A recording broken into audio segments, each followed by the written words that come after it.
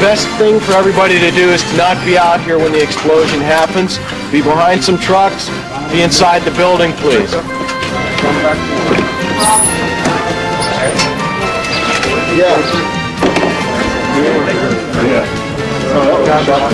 Our plan is back in.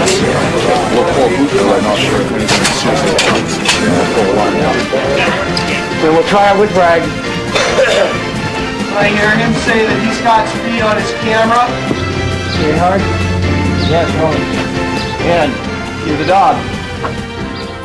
Ah, the magic of movie making. Who isn't fascinated with the behind-the-scenes action?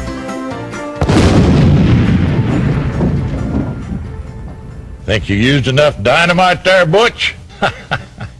Howdy, folks. I'm Rex Allen. And for nearly 60 years, Old Tucson has been playing an important part in the history of movie making. In fact, at one time or another, almost every major film and television star has worked at this historic location. Well, I've even made a couple of films here myself.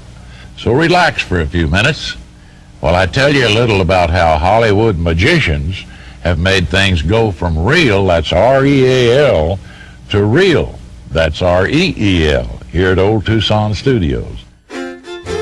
Old Tucson was originally built in 1939 for the film Arizona, starring Gene Arthur and a screen newcomer named William Holden. With an enormous $1.5 million budget, the producers fled Hollywood's backlots, searching for a more authentic Western location. They found what they were looking for just 12 miles west of downtown Tucson. Using plans and photographs from Tucson City archives, local craftsmen began building sets for Arizona, using authentic materials and construction techniques. Many of these original sun-baked adobe walls are still standing today after more than 50 years of exposure to the elements and a devastating fire. After Arizona wrapped production in the early 1940s, the war kept producers closer to Hollywood. But in the 50s, Old Tucson once again came to life as a setting for films like The Last Outpost, 3:10 to Yuma, and the famous gunfight at the OK Corral. But it wasn't until 1959 that a young entrepreneur named Robert Shelton saw the location's true potential. With the support of Hollywood legend Arthur Lowe, Shelton began attracting movie makers to Old Tucson. And before long, an ever-increasing number of tourists and locals were visiting the location to see their favorite Hollywood legends at work. And the most popular of these screen legends was, of course, John Wayne. The Duke was one of Bob Shelton's original partners in the studio, and as a result, he worked here quite frequently. Most of Old Tucson's permanent sets were built for John Wayne movies, and even today, you can recognize parts of Front Street from Rio Bravo. And just a few steps off of Front Street, you'll find another famous John Wayne location, the Rio Lobo.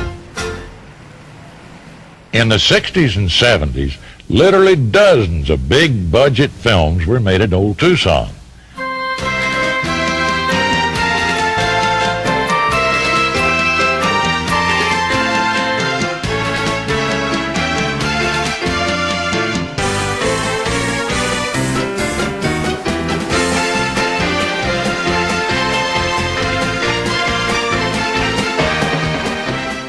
More recently, Old Tucson has been the setting for films like Three Amigos, Young Guns 2, Poker Alice, and Tombstone. Hundreds of television producers have also been drawn to Old Tucson over the years, and almost every TV Western series filmed at least a couple of episodes here. Some TV Westerns like High Chaparral and The Young Riders were shot entirely on location at Old Tucson, and the High Sea Ranch is still one of the most recognized sets at the studio. Old Tucson has also played the town of Mankato, Minnesota in Michael Landon's long-running television series, Little House on the Prairie. Mike went on to become one of television's most talented producer-directors, and he returned to Old Tucson many times with his own projects, including Father Murphy and Highway to Heaven. Old Tucson is still a producer's dream, with almost completely unspoiled views and some of the most production-friendly weather in the business. So it's easy to understand why Old Tucson continues to attract filmmakers from all over the world.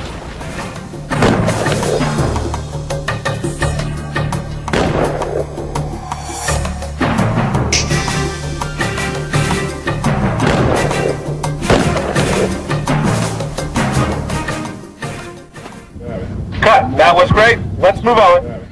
It's no secret that the excitement of movie making draws a crowd, and by 1995, Old Tucson had become the largest tourist attraction in southern Arizona, hosting nearly 500,000 visitors a year. But then, on the afternoon of April 24th, 1995, disaster struck. Nobody knows quite how it started, but within minutes, the studio was engulfed in flames, destroying in seconds many of the historic buildings and sets that had taken decades to build. Firefighters fought bravely all through the night, but eventually the flames would ravage nearly 50% of the studio, reducing over a half a century of motion picture history to cinders. Amazingly, in spite of the fact that the fire broke out while the studio was filled with visitors, Old Tucson staff quickly evacuated the park and nobody was hurt. When the smoke finally cleared and the ashes cooled enough for a closer investigation, the devastation was evident. Immediately after the fire, there were a lot of thoughts running through my head. And first, I guess my first concern was the safety, security of the employees working here and the property. And what I remember most is the smell of the ashes everywhere, and also being able to see the mountains and all the different areas and the views, because where there were buildings, there were no longer buildings anymore. I really tried to conjure up a mental image of what the building was that had been standing there and what was inside of it. And that really gave me a perspective. And I felt that it wasn't that we lost individual buildings, but it was kind of like a spirit of the whole town that had been destroyed.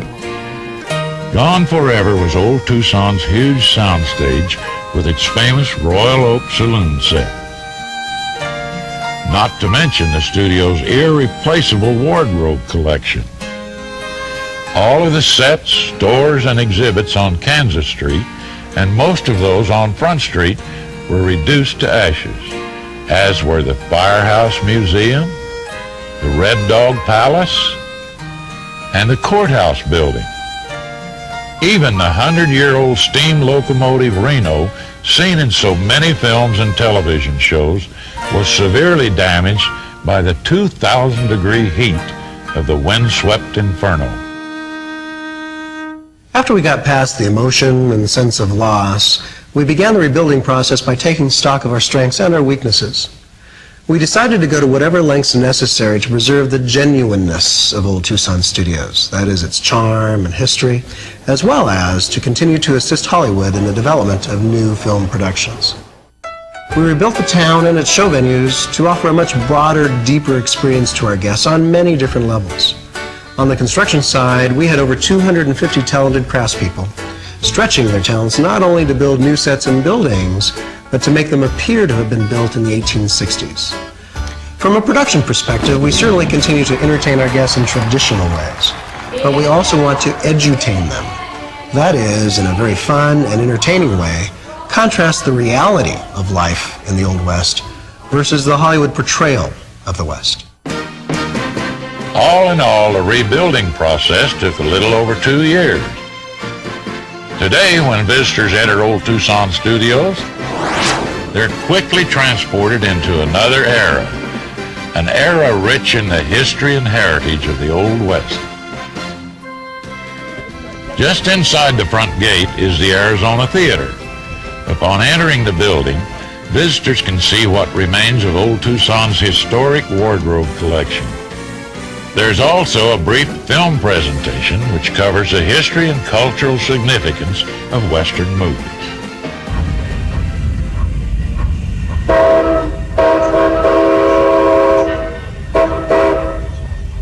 Since most settlers arrived in the Old West by train, modern-day pioneers should consider hopping aboard the C.P. Huntington Narrow Gauge Railroad to get a good overview of the sets and attractions to be found around town. Believe me, you won't want to skip a visit to our Arizona Theater on your left. This narrated tour of Old Tucson helps newcomers get the lay of the land, and many of the studio's important landmarks are highlighted during the ride. Just like in the Old West, a lot of Old Tucson's activity takes place in the town square.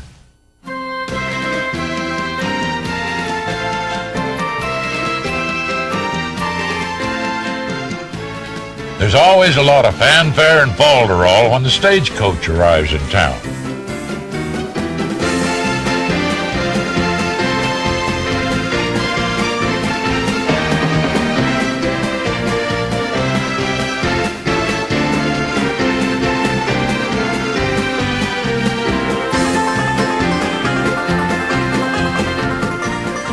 And after the commotion dies down, everyone's invited into the Grand Hotel and Saloon for Diamond Lil's famous stage show and review.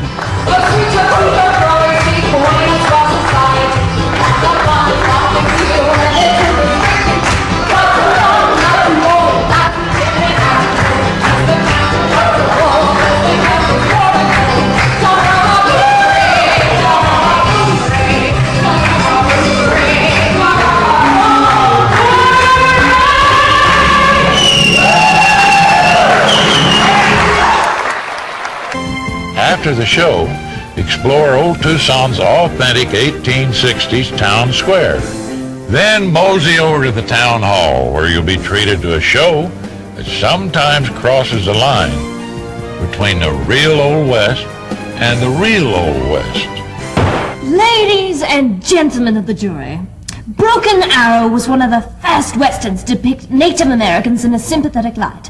It also pointed out how frontier people, isolated from established society, made their own rules and found their own justice. Now, if we were to choose one actor who came to personify this image of Western individualism, it would have to be John Wayne. Oh, I like him. Don't you, jury? Yes, that's exactly what I thought. For those talented souls who think they really ought to be in pictures, there's the old-time photo studio, where they use all the latest equipment and gadgets to generate photographs good enough to send to your agent. Of course, sooner or later, the smell of barbecue wafting across the square draws almost everyone to Big Jake's Smoker. There's nothing that satisfies a true Western appetite quite like a hefty rack of barbecued ribs or a steaming barbecue buffalo sandwich. But beware, I have it on good authority that there's rustlers in the territory. Just a few steps east of the town square is the famous Mexican Plaza, where visitors can watch several exciting action shows each day.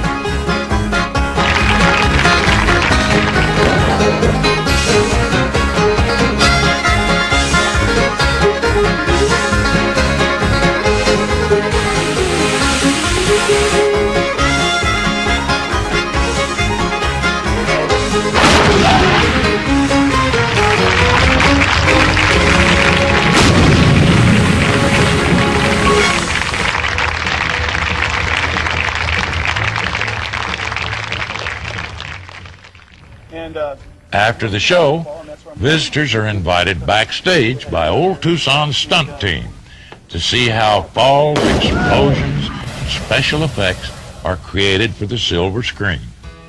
But visitors don't have to love movies to have fun at Old Tucson, because the town is populated with a talented team of professional actors whose only goal is to authentically recreate the spirit and character of the Old West.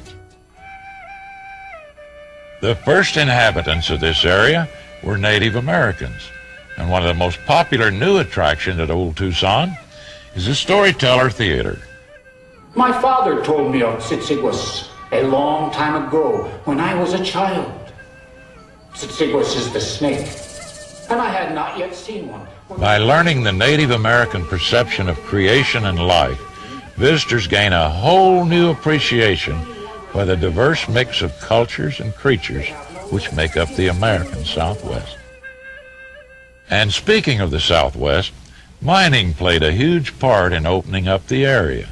So here at Old Tucson, we make it easy for even the greenest tin horn to grab a pan and take a turn at the sluice box. Almost everyone manages to turn a little color, and it gives you a sense of how hard it was to scratch out a living, hoping to hit pay dirt. Of course, successful prospectors get to keep all the gold they pan. Everyone dreams of striking the mother lode, so hard rock miners will want to stake their claim in the El Dorado mine. Those who do strike it rich in the El Dorado can keep all the treasure they can pack out. Since the 1800s, one of the most popular and enduring Western traditions has been the rodeo, and Old Tucson hosts a number of exciting rodeo events every year. Be sure and check the schedule of events when you enter the studio, because when the rodeo's in town, everybody's invited. There are lots of other special events going on year-round at Old Tucson, and one of the most interesting is the annual chili cook-off. Good chili. Yeah. The best in Arizona, right here at Old Tucson. Using authentic and sometimes outlandish recipes, chuck wagon chefs come up with some of the most flavorful and truly unusual dishes to be found anywhere. Up until now, I've been talking mostly about fun stuff for us older kids. But don't think for a minute that Old Tucson has forgotten about those folks with young'uns in tow. So if the little buckaroos start to get restless, throw them on a pony and head for Silver Lake Park.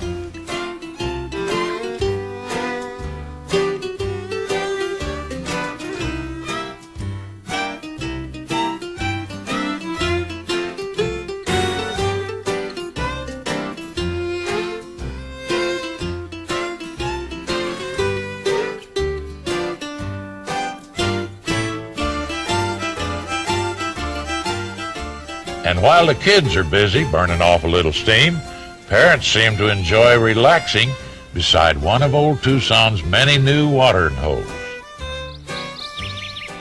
Of course, the perfect way to cap off a day in the Old West is by taking a horse-drawn ride in the desert.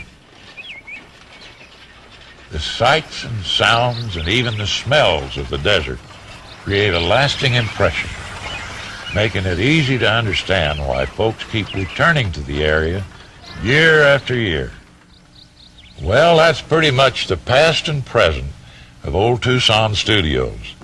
But before leaving the Old West for modern-day Tucson, be sure to stop into McClintock's General Store for some authentic Old West-style provisions. Remember, it's 100 years back to town. And remember to keep a sharp eye out for your favorite Old Tucson set or panorama next time you're watching a movie. Here's a few of the more famous ones you should watch for.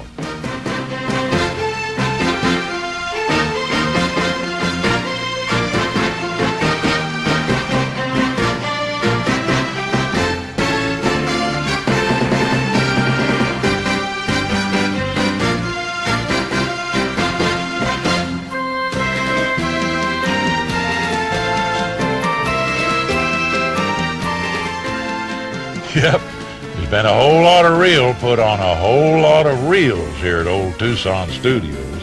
Get the picture? So until next time, this is your old pal Rex Allen, hoping you stay tall in the saddle. I'll see you in the movie.